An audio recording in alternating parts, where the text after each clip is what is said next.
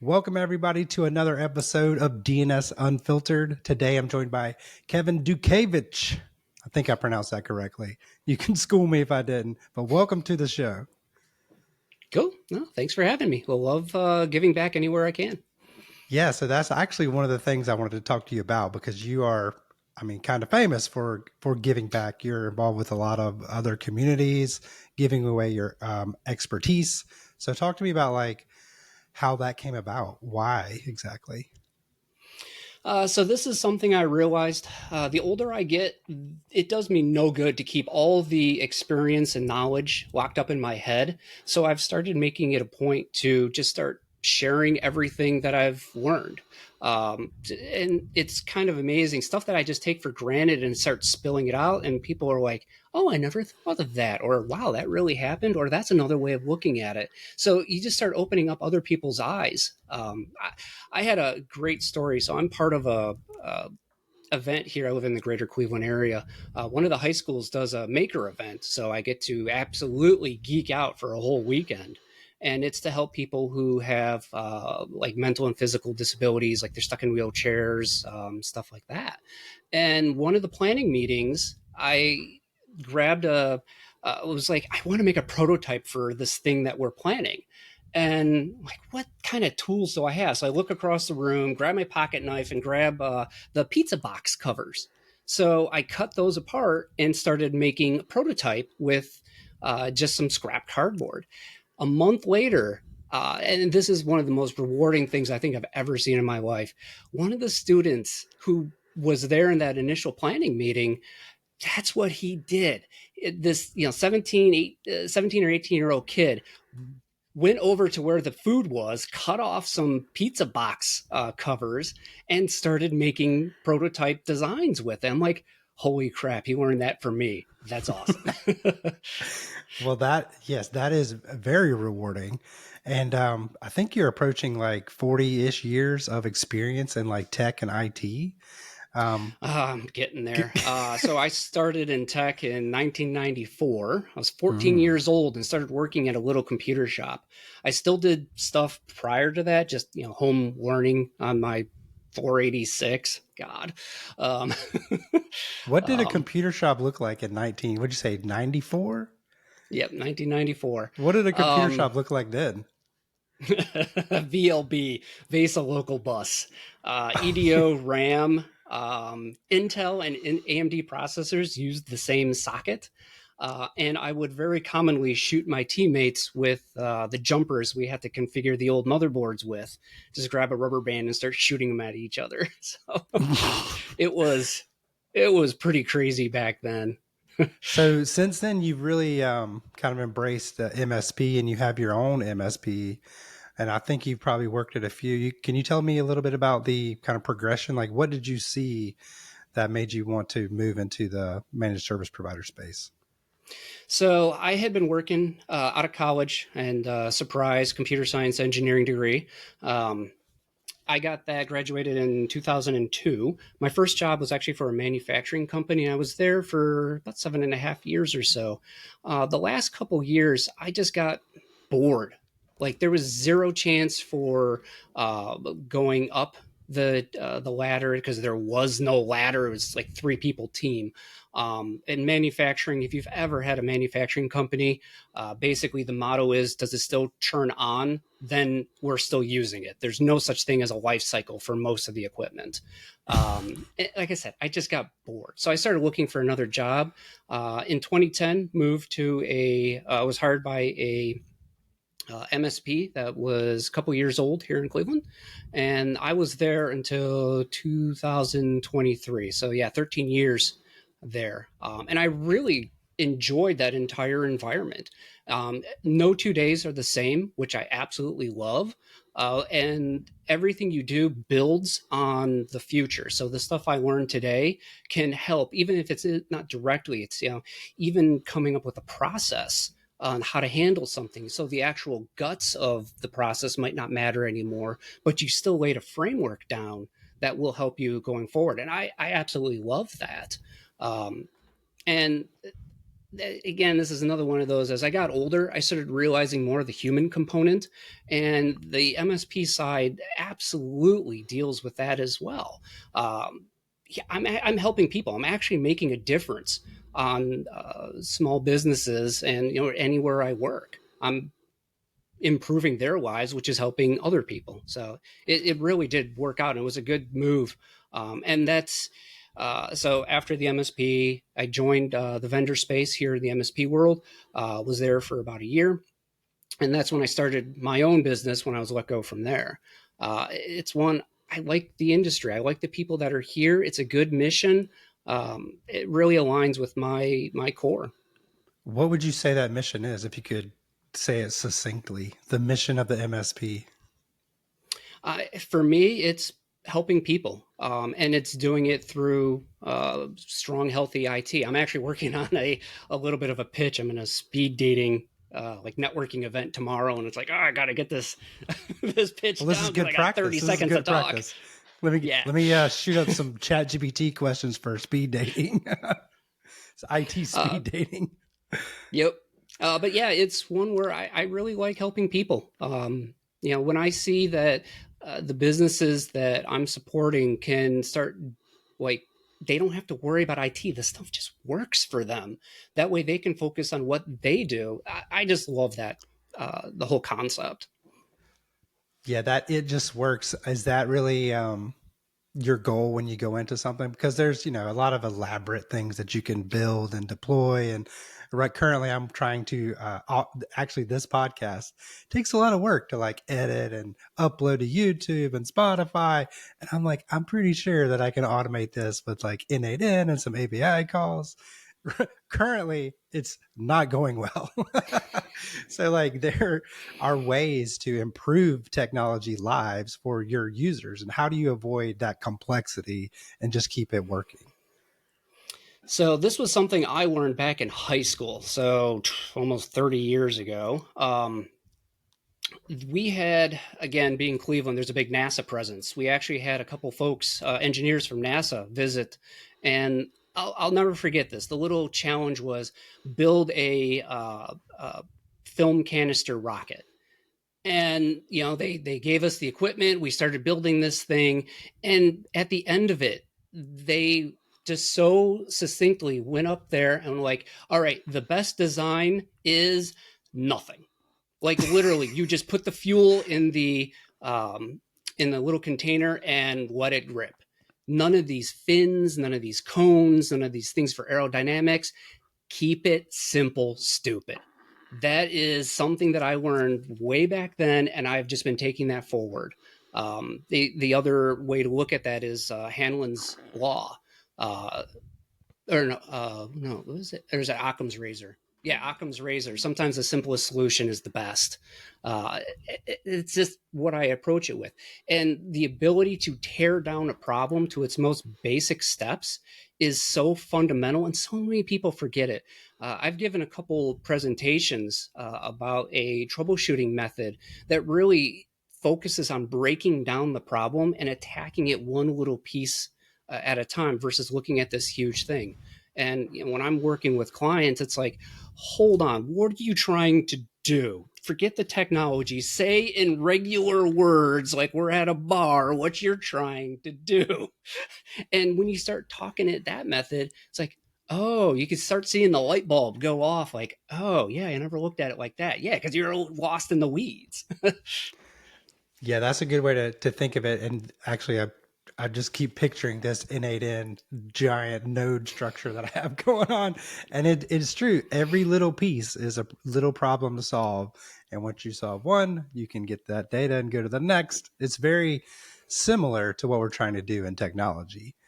Um, I'm curious, so when you're having these conversations, do people, I guess they respond very well to that kind of, maybe blunt is a good word, but just like, hey, let's just talk like people, like, what is the goal here? Is that really what you're trying to have the conversation about almost always? Yeah. And say, just break it down. And I've told people for years, I'm the worst salesman because I'm going to tell you what you need, not what I need to sell you. Um, I might not make any money off of it or not as much money off of it. I want to make sure whatever solution you get is the right one. And a lot of times that is just going for the simplest solution. And even if you call that like your MVP, your minimal viable product, start with something. I had a tech, I love this dude to death, but he would absolutely go crazy and go for a perfect on your version one. I'm like, dude, stop. Just come up with something small first and we can build on it. Yeah, it's the exact same thing I try and tell everyone. And when I take that approach to my clients and just break it down to the smallest, simplest terms, they understand it. And then I can start interjecting all right, here's a technology solution we can do to solve your problem. And it actually becomes really easy at that point. Well, let's talk about those solutions for a second. So you've been in the vendor space on the dirty side of the MSP vendor. You've obviously been at MSP multiple times. What is it in a vendor that you're like a pattern that you see maybe with their people or their product? What are things that stand out to you from like from the MSP perspective, but with a vendor that like you want to work with them for whatever reason? So this is actually something that I've been slowly working on for years, kind of putting together a vendor assessment list where it's asking those types of questions. I mean, from the technology standpoint, I mean, that's easy. How are you SOC certified? Are you doing this, that, and the other thing? How are you doing your backups? What are my assurances? What do you do when something breaks? Your accountability matrix, blah, blah, blah, whatever. It honestly, I like to see when vendors are engaged with the community because that's where you're going to get the best feedback. I was on a number of partner advisory councils, and I was just very blunt. Like if a vendor would say like, "Oh, yeah, I'm thinking of doing this," you're an idiot. Don't. I have no problem telling them. A lot of times I'm friends with them, so I mean, there's a little bit of camaraderie that goes with it. But that honesty, you can't do that. Don't lie behind my back. Don't try and hide something. Just be transparent. Um, just talk to us.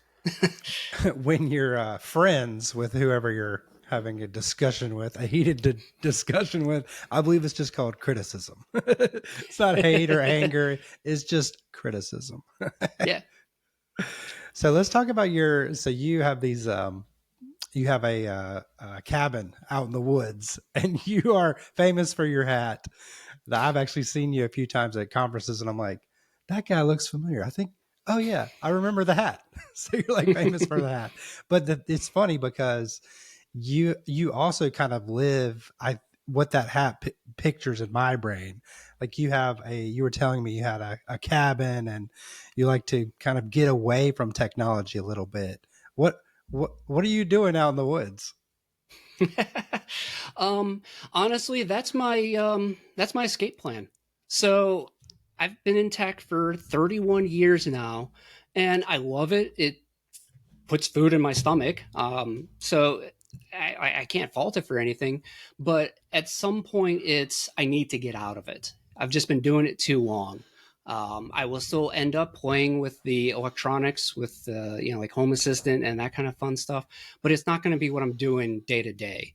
Um, on the personal side, my family has always held some amount of rentals and properties and real estate, that kind of stuff. And my parents aren't getting any younger. And I'm actually in the process of taking over that business. So it's one where the older, about 10 years or so, is kind of what I'm hoping to target. I really hope it works. I wanted to like kind of fully transition myself out and to have the real estate stuff be more or less passive income or kind of low effort income. I can't say low effort, but just low input. Like I don't have to spend that much energy on it. But the cabin, I've actually started growing like different types of berries, fruit trees, nut trees, that kind of stuff. Because the old saying is the best time to plant a tree is 30 years ago, and the second best time is today. So kind of looking ahead, I planted the trees, several years ago, and sure, they don't do much of anything for me now, but I know that in the future, it's like as long as I take care of them and a little bit of luck, I want to actually start turning all of that kind of stuff into beer and wine. And I can't think of a better way to, kind of wind down the last part of my life is, relatively low effort real estate and rentals and dealing with that kind of stuff. And then just making beer. Yeah, right. You're like, maybe have a YouTube channel for all your tech escapades while you're out in the woods. I think you Yep. said you had like solar, like you're basically homesteading out there.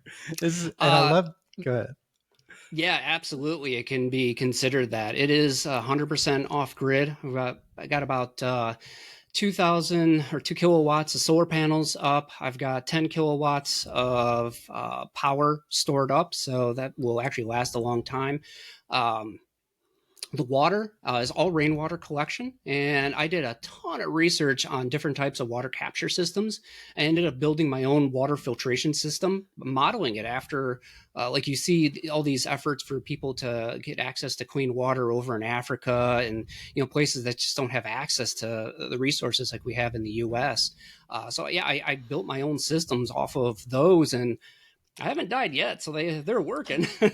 Yeah, right. The But water's it's clean. yeah, I've had the water tested. Like it comes back completely clean.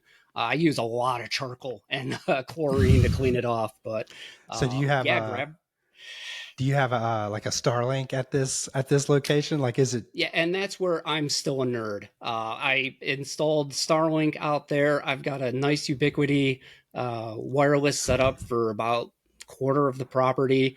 There's Zigbee radios sending data all over the place. Actually, here at home, I'm started building my own like soil moisture sensors, so that way I can start getting data that way. Uh, I can absolutely geek out about this stuff. So you are. Let's talk about planting trees for a second, which you just mentioned, but specifically around your shirt, which is Goots, I believe it's called, the Yep, that's MSP good. GeekCon mascot. So you've been involved with MSP GeekCon. You mentioned the tech degenerates. So there's all these communities that you devote time and effort to, and it seems like you're planting trees for the future, like dropping this experience that you have. Um, what is the takeaway that some of the others come back with from those experiences, that at least the ones that you hope they get? Um, so like with MSP GeekCon, I've been on the planning committee for all 3 years. Actually, when I said getting out of my comfort zone, I think I slammed two giant or tall Roman Cokes and approached Kyle Spooner just completely out of the blue, like, "Hey, I heard you're trying to plan a conference. I've done that before. Do you want help?" I am honestly pretty introverted at the end of the day. I can thankfully at least turn that down and turn the extrovert one up. Um, but it's one where that's not what I normally like doing. Uh, that in itself is its own lesson. Uh, I stuck myself out there. And that's really, really tough to do. A lot of people in IT are very much introverted. And what have I gotten out of putting myself out of my comfort zone? I got a lot of friends. I got a lot of people I can talk to. If I have problems, I can reach out to them, and that's both on the personal level and the professional level. Uh, Hell, this morning I actually even messaged uh, Kyle Spooner about the whole starting with ADHD meds. He was talking about that at some point, and he was honestly one of the big reasons that I started down that path. So there's a lot of benefits to reaching out and just sharing your experience. His little sharing about his path with ADHD helped spark mine, and I hope that with me sticking myself out there, it sparks someone else to do something great or something to help themselves. That's beautifully said, Kevin. like, I'm like, I can picture the clip in my brain. I'm like, that's beautiful. But yeah, that is very cool. You really are. You should be commended for putting yourself out there and making those connections, which other people can see. And you guys are kind of operating in public a bit, so people can see these connections and see the joy, I guess, that comes from having people that you can relate to about life and about business and have resources, because that's what us humans are looking for. We're just looking for other humans to connect with. So, and you're doing that, and I appreciate it. Kind of what we're doing here. Yep. I say Some, that's why when you reached out, it's like, sure, yeah, I'll talk. I don't care. yeah, you're like, yeah, let's go. When tomorrow? So thank you for that. I am curious about, with all of your experience, with all of your connections in the IT space, what are some of the things that are on the horizon that MSP specifically should be aware of or concerned with or learning about? And in the sense of their business growing, or I know you're kind of in this point where you're like, I want to go out in the woods, but some people aren't there yet, so what should they be looking at? Um, and this is going to really suck for a lot of people because it's just most techs don't like doing this. My one buddy is very heavy in the CMMC space. And I think he just mentioned yesterday in a chat channel we're in that the final, like, you have to be CMC approved to get contracts, and you have to have some minimum level of compliance and blah blah blah and that kind of stuff. Um, Now, a lot of our businesses don't have to deal with CMMC, but what I kind of see happening is that level of regulation or that bare minimum of what we need to do. MSPs, we're an unregulated market. Anyone can slap a MSP together and say they're a technology solution provider, and they could barely open up Word. There's no doorman checking on the way in for that.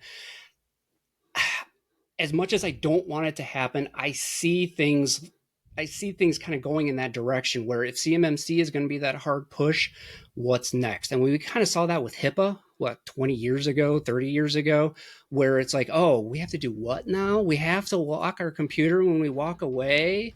Oh, I don't want to do that. Oh, you mean I have to have backups and test them? Who wants to do that?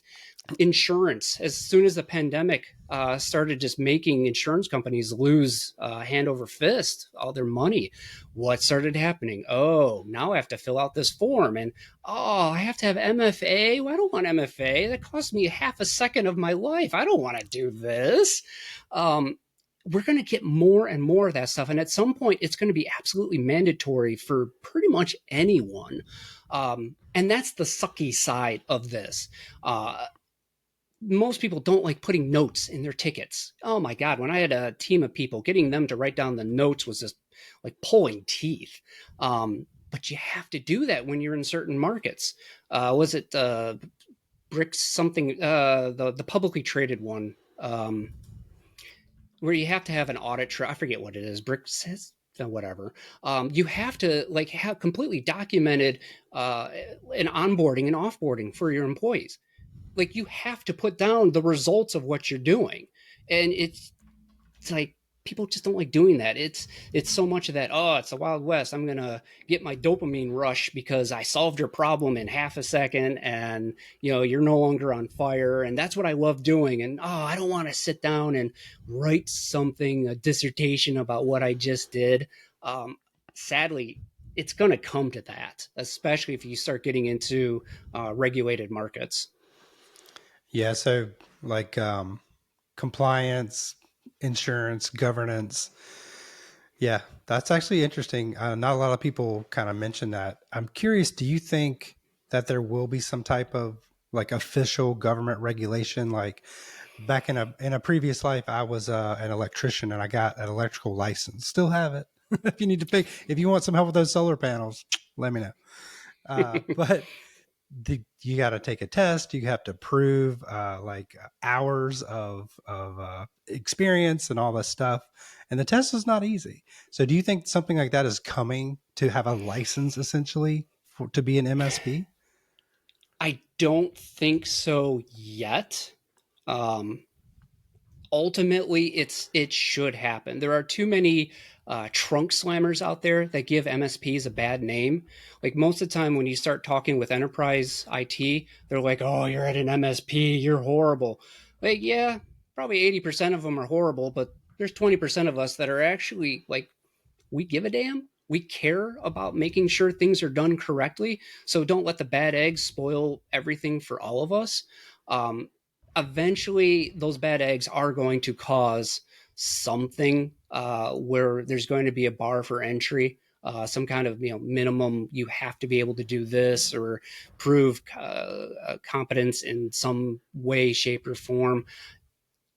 Yeah, it's been seeing that kind of stuff over the last probably 5 years, and there are people out there trying to make that not happen, because once that happens, it's just going to get crappy. People are going to try and find ways around all those regulations, and that's just going to make things look worse, which just means more regulations, which make it's a snowball I don't want to go down. But unfortunately, there should be something put in place. So, I think I've seen people talk about like self-regulation, self-governance. I don't know exactly how that works. If you have any ideas, I'm all ears. Like, That self accountability sucks. Being the only person at my company, there is no one to yell at me when I don't do something. And a lot of businesses are going to have to do that. I went through a whole bunch of EOS training, and one of the biggest takeaways on EOS is accountability. So I've kind of baked some of that into just how I operate. But more people and more business owners, they need that. They need some kind of kick in the butt when they do something wrong. And unfortunately, that's going to be a regulation.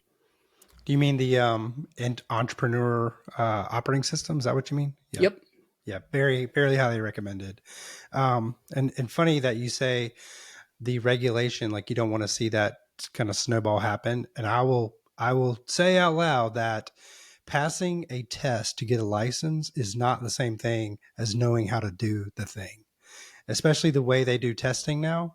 So, like, almost anybody could go pass the electrical exam, as an example, without being a really good electrician, which is really sad. It's basically how well you can take the test, not how well you know the material. Yeah. So, fun fact about me, I carry exactly zero certificates. And the reason is, Nice. uh, yeah, zero. But I can do more technical work than most people. At this point, I honestly tell a lot of the younger techs, I have forgotten more than you have learned. And I can't take a test. There's just something about the way my brain is wired. I fail them. I have taken the ham radio license test 6 times. I hear that's Six. really hard. No, it's not. It's It's not hard. literally no, you literally just have to memorize a bunch of questions and regurgitate them. And I am physically incapable of doing that. Now, I can still talk to hams about radio and how this stuff is set up. The electrical side, I have no problem doing any of that. I just can't take a test. It's So what do you tell young techs getting into the industry, because it's and it's even harder currently with a lot of layoffs in the tech industry to like get your foot in the door. Like, would you tell them not to go get certifications, or is that just a necessary evil? No, so as much as test taking is painful for me, it's one where I'm the outlier on this one. Um, I would absolutely recommend that anyone coming into IT go take the certifications, go after your CompTIA, GTIA, whatever you want to call them. You're like, I'm not sure what they're Um, called anymore. yeah, go sit through any of those types of training. If you have vendors that are offering certifications, like your Cisco stuff, um, absolutely go work on those, because you have to have somewhere to start. Then once you have that, that works as your ability to kind of break out of the catch-22 cycle of you need experience to get hired, and to get hired you need experience. The other thing that I will tell techs is, and I would look for this as I was hiring technicians over the years, do you practice this stuff at home? My home lab here rivals all of my clients' businesses. And even when I was at the much larger, we had up to 2,500 endpoints at one time. My house was still more complicated than the vast majority of our clients. We're talking dual hypervisors with failover redundancy, backups. I had my backups going in, across the country years before we started doing this in the MSP world. But that's actually how I learn. And if you can couple the book knowledge with hands-on, you actually broke the stuff and fixed it in your home lab. That is a powerful combination, and that will take you way farther than either one of them alone. Based on what I know about you, I'm going to try to guess your home lab stack. You ready? Oh All boy. right. So let's start with hardware. I'm gonna be generic. It has IPMI. Yes. Okay. And you have at least two because you kind of hinted there. I'm gonna say the OS is Proxmox. No, I have No. not moved over to Proxmox yet. I'm still rocking Hyper-V. So Okay. it's one, I knew it. Most of my clients at the time used it. So it's like, again, this is how I learned. I would use my lab to simulate what I was trying to do for my clients. So having a Hyper-V setup at home really worked. I don't have any clients with Hyper-V anymore. So it's one where the next time I refresh this stuff, it'll probably be Proxmox, or what's the other one that's just a bunch of letters? XPX Yeah, Zen, that one. the one that Tom Lawrence always loves. He's That one. exactly why. Yeah. Oh, speaking of, I forgot the whole hardware. Is it some type of 45 drives chassis? Not 45s. I managed to pick up an old Dell server. It's a Dell T730XD. So it's got 24 drive bays in it, all of which are populated. I added some other PCIe cards inside for some SSD. I think it's got 128 gig of RAM, and yeah, it does way overkill. But that's plenty of room to learn and fail and to retry. Oh, absolutely. How many? I'm guessing not quite a petabyte, but probably around 500 terabytes. No, not that much. Oh, Um, I'm really so bad a at this. lot of the I'm really bad at this game. Go ahead. no, there's something like in the house, probably close to 70 or 80 terabytes total, but divide that in half for the system. So I built myself a NAS because you have to have backups. So I've got a bunch of backups going to the NAS. The actual hypervisors, yeah, like 30, high 30s terabytes total storage, of which probably 2 terabytes is SSD in some form. So how dissimilar is your home lab versus the production equipment that you're using for customers? Not the hardware Uh, necessarily, but like um, how translatable, I guess, are the skills of your home lab to your production environments? So my wife absolutely hates it, but there are like 7 VLANs floating on the copper here. Um, and it's one where I taught myself VLANing 20 years ago. And it's one where I started understanding the value of that. And when you start getting into the security space, was it the lateral movement of some kind of foreign attacker or bad actor?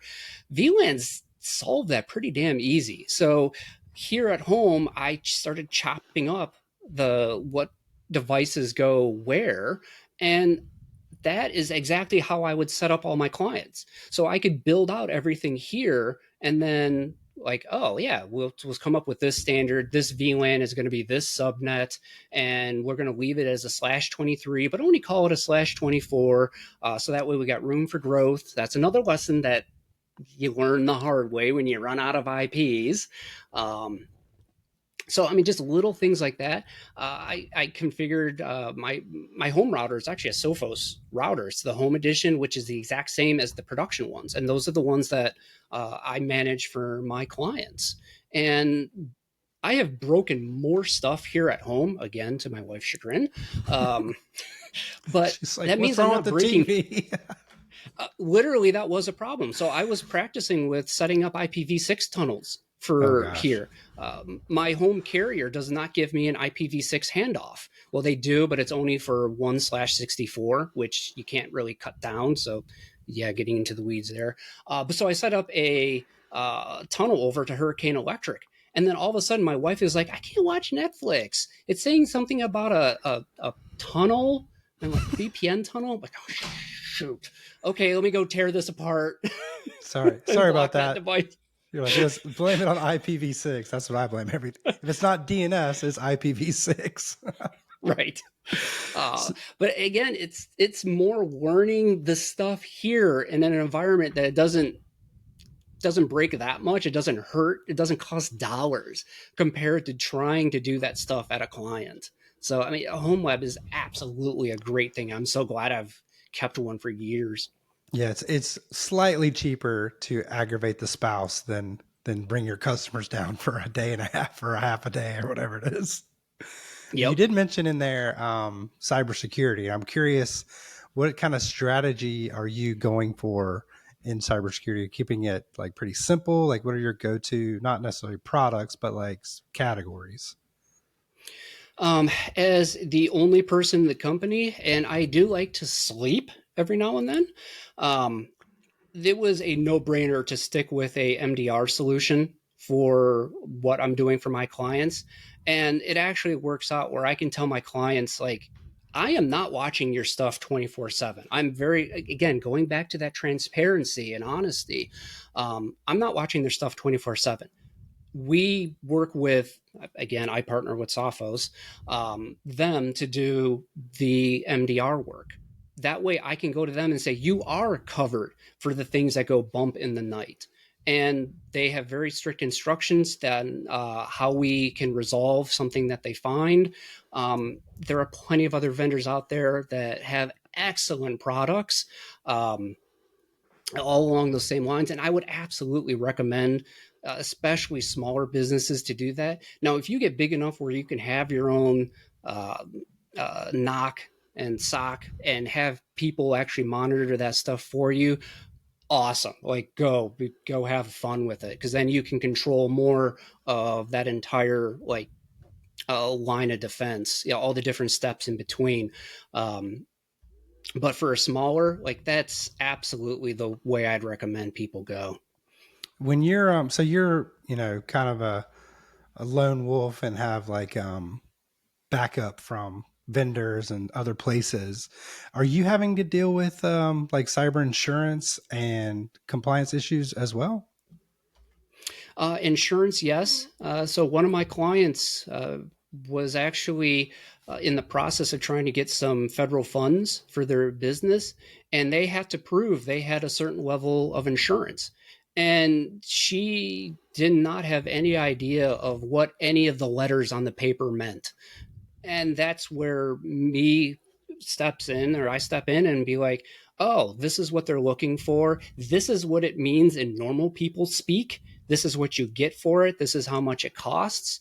And that way I can, translate for them, what the right solution is. And spoiler, she got the federal grants and all that kind of fun stuff.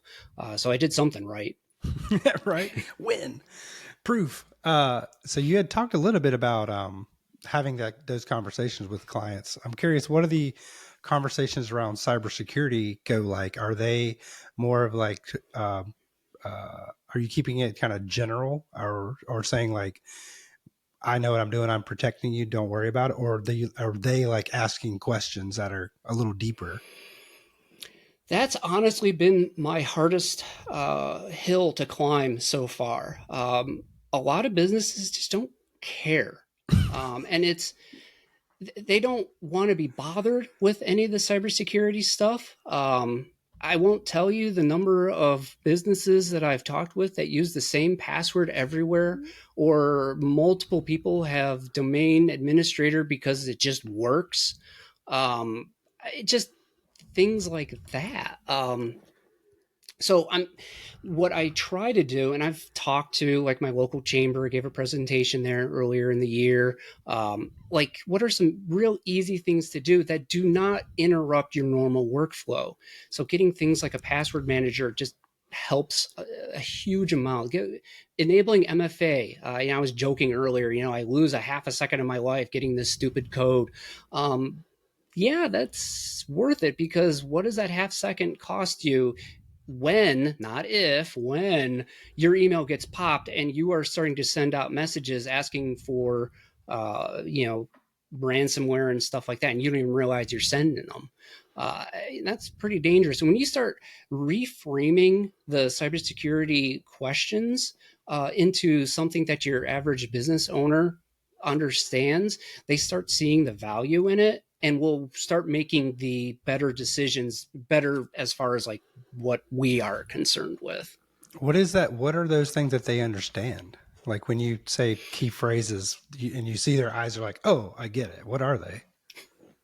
I use a lot of analogies. Mm. It's one word, and this is where having a lot of years of experience and just a lot of life experience really helps. Um, I, I had a client that, for some reason, did not trust SSDs. I mean, this was a number of years ago, so I kind of get it. At some point, they caught this news article how SSDs will burn out after just a couple months of using them, and like that's not quite how this works.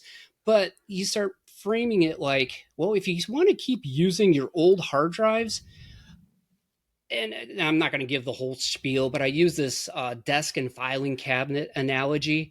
And you compare a hard drive to an old fashioned 1920s desk with a filing cabinet on the other side of the building, and there's an elevator, and the dude has to press the button for you to go up and down the elevator, and you have to sit there and talk with Janie as she goes by. And it's like, see how slow that process is? And now let's talk about SSDs. Oh, it already happened. Like, what does Oh, that? Yeah, like, it already happened. And when you can frame it even more in the business sense, all right, if you're so cheap and you don't want to buy these SSDs, every single one of your employees is going to wait 5 minutes for their computers to boot up. Every morning, guaranteed, they're waiting 5 minutes. You have 20 employees. 20 times 5 is 100. You wasted 100 minutes of time. Please go tell me how much that costs you. And when you can frame it like that, they suddenly like, oh, I never thought of it that way. They understand it. So when you start making those analogies and just kind of bring it down to a level they understand, then it's like, oh, you can actually get some forward traction on a better path for everyone. I actually heard a guest on the show actually was using an analogy to describe cybersecurity as like a car safety feature. So there's like front and rear crumple zones. There's side impact airbags and the airbag from the front and seat belts and all this stuff, and all of it together working in unison is what keeps you safe. And that's a good way to understand it. It does not put them in the place where they want to do it.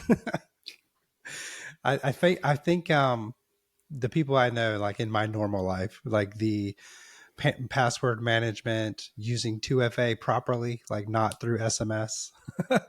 um, with like now there's like those new pass keys, like you have to use that stuff, and people they just won't do it until it's too Change is late. hard.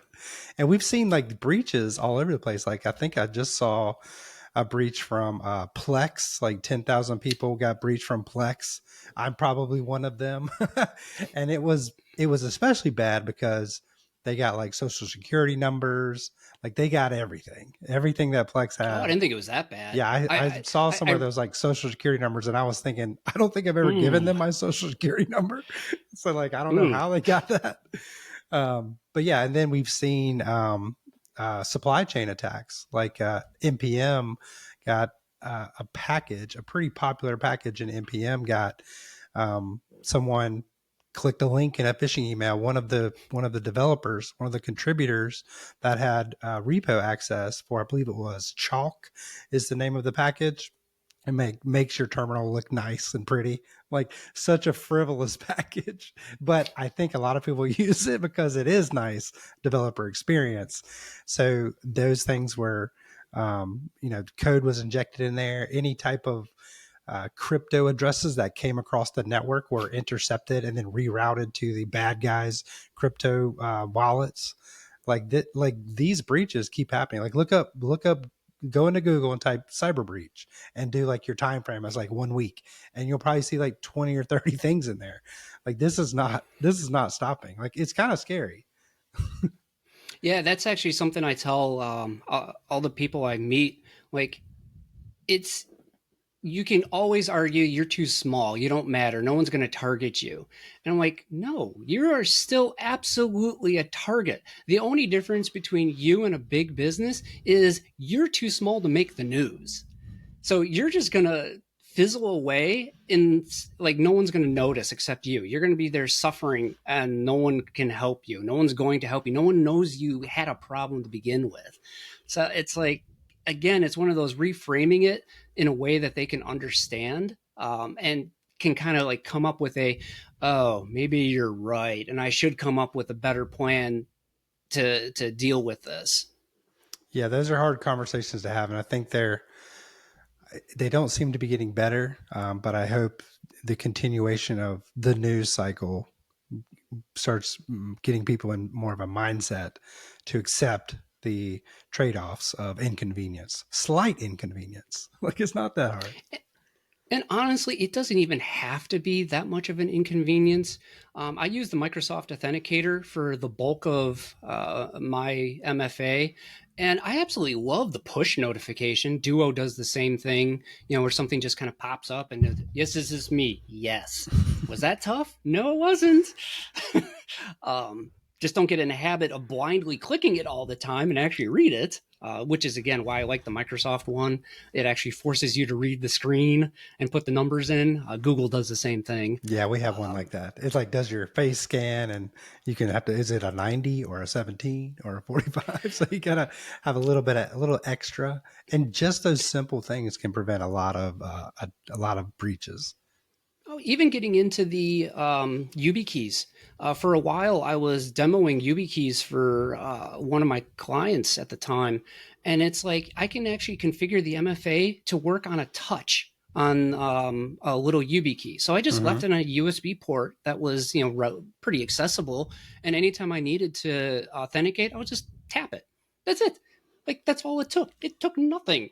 Like, why is this so tough? Why are we having this conversation? So maybe the regulation is coming not because the MSPs are bad, which is, some of them are, but anyway, it's more that people are unwilling to for the trade-off. Yeah, there's a slider, and this is another one of the things I talk about when I talk to businesses about cybersecurity. Security and convenience, they're at opposite ends. So where do you want the slider to be? Do you want it to be all the way on the security side? I promise you that is inconvenient as hell, and you will hate everything. Now, you flip it the other way. If it's super convenient, well, yeah, you could get your stuff done, but anyone else can either. So, Exactly. Yeah, so you got to find that compromise, and that's where becoming a real partner to your businesses and having those conversations is so important. Just making sure they understand where they want to be on that slider and coming up with the solutions that meet them there, and then usually pushing a little bit more towards security. Yeah, you got to nudge them a little. Well, Kevin, thank you so much for joining me today. People want to find you online. Where should they look first? LinkedIn is probably the best place to find me. There's not too many Kevin Dutkiewicz out there, so I'm pretty easy to find. I don't think my picture there has my hat. It might, though. Wait, does it? Yeah, it does. It's got the hat. Oh, it does? Okay. You'll recognize it. Yeah. Well, yeah, you should recognize me there. Well, thank you so much for chatting with me, and look forward to seeing you at the next conference. Cool.